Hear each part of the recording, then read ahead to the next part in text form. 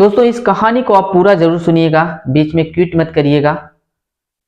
और जो भी लोग मेरे चैनल पे नए आए हुए हैं, मेरे चैनल को सब्सक्राइब करके बेल आइकन जरूर दबा लीजिएगा ताकि नेक्स्ट वीडियो की नोटिफिकेशन आपको मिलती रहे। और दोस्तों इस कहानी से अगर आपको कोई सीख मिले तो इस वीडियो को आप अपने लोगों में ज़्यादा से ज़्यादा शेयर करिएगा।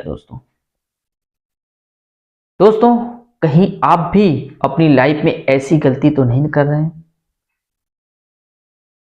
कहानी है दोस्तों, एक बार एक गांव में एक मंदिर का निर्माण होता है और उस मंदिर में एक मूर्ति की जरूरत होती है। तो गांव के बगल में ही बगल वाले गांव में एक मूर्तिकार रहता था। तो गांव वाले उस मूर्तिकार के पास जाते हैं और उसको अपनी बातें बताते हैं कि हमने एक अपने गांव में मंदिर बनवाया है और वहां पे एक मूर्ति की जरूरत है। तो मूर्तिकार कहता है ठीक है, मैं आपको मूर्ति बना करके दूंगा, आप मुझे थोड़ा सा टाइम दीजिए। गांव वाले टाइम दे करके वापस अपने घर को लौट जाते हैं और मूर्तिकार अपने औजार को उठाता है और जंगल की तरफ पत्थर की तलाश में निकल जाता है।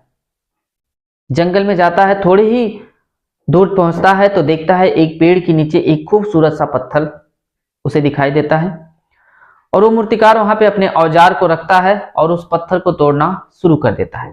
और कुछ टाइम तक उस पत्थर को तोड़ता है तो उसमें से एक आवाज आती है कि मुझे छोड़ दो।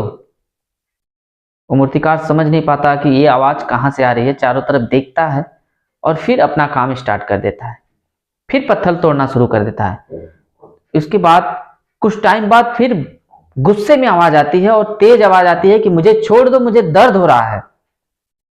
मूर्तिकार ध्यान लगाता है तो उसको समझ में आता है कि इस पत्थर से ही आवाज आ रही है।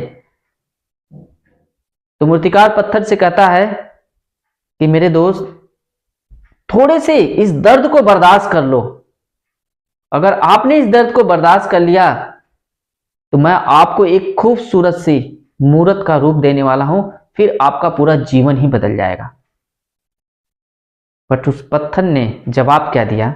वो पत्थर कहता है कि मेरे भाई मुझे छोड़ दो, मुझे दर्द हो रहा है, मुझे मालूम है मेरी जिंदगी में मुझे क्या करना है, आप मुझे छोड़ दो।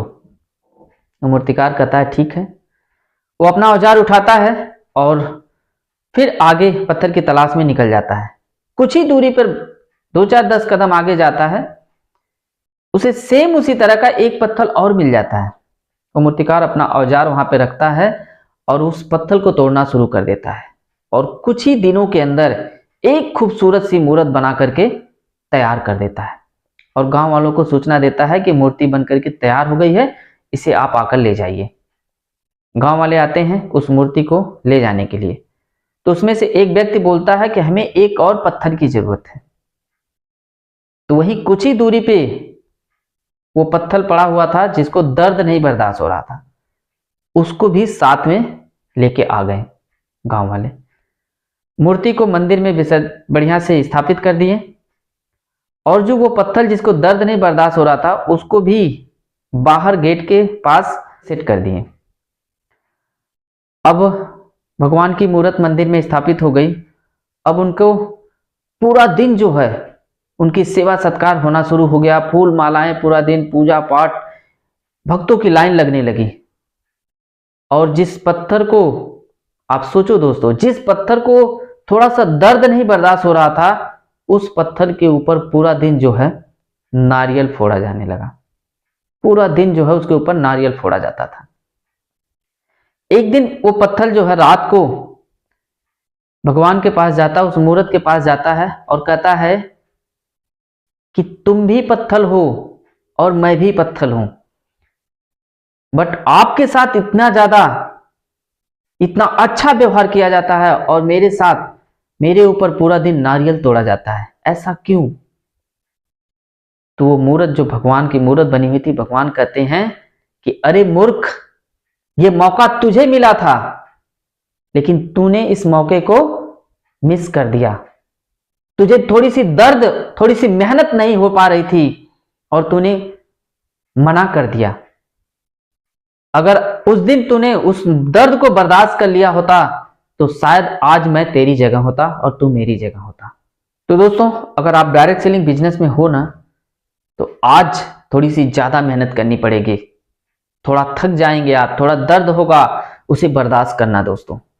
मेहनत से पीछे मत हटना। आने वाले कुछ ही दिनों में, कुछ ही महीनों में आपके भी जीवन में वो सुख, वो समृद्धि, वो मान सम्मान मिलने वाला है जिसने दर्द को बर्दाश्त करके हासिल किया। आपके साथ भी वैसा ही होगा। बट आप उस दर्द के वजह से, उस मेहनत के वजह से पीछे मत हटना दोस्तों। अगर आप भी पीछे हटेंगे तो वही हश्र होने वाला है। दोस्तों, इस वीडियो को आप अपने लोगों में जरूर शेयर करिएगा। जय हिंद, सुपर विदाई।